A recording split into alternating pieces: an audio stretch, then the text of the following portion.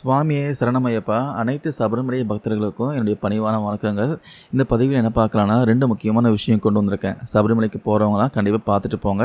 நம்ம சபரிமலையில 2 முக்கியமான விஷயங்கள கடுமையான கட்டுப்பாடு போட்டிருக்காங்க. சபரிமலை சீசன் தொடங்கியாச்சு. கோடிக்கணக்கான பக்தர்கள்லாம் வருகை தந்துட்டு இருக்காங்க. கூட்டங்கள் கட்டுக்கடங்காம இருக்கு. ஸோ எல்லாரும் ஃபர்ஸ்ட் நாளே போக பார்க்காதீங்க. ரிலாக்ஸா போங்க.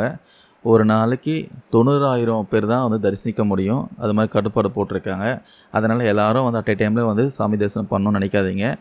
டைம் இருக்குது. கிட்டத்தட்ட இந்த சீசனில் 65 நாட்கள் சாமி தரிசனம் பண்ண முடியும். கோவில் நடை திறந்திருக்கும். ஜனவரி 20ஆம் தேதி வரைக்கும் திறந்திருக்க சொல்லியிருக்காங்க. அடுத்த வருஷம் ஜனவரி 20 வரைக்கும் திறந்திருக்கும்.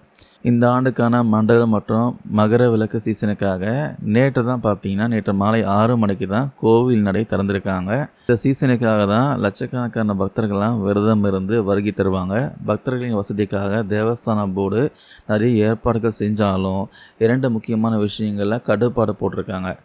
ஆமாம் நண்பர்களே, ஃபஸ்ட்டு விஷயம், நீங்கள் செல்ஃபோன் பயன்படுத்துகிற ஆளாக இருந்தால் இந்த முக்கியமான விதியை தெரிஞ்சுக்கோங்க.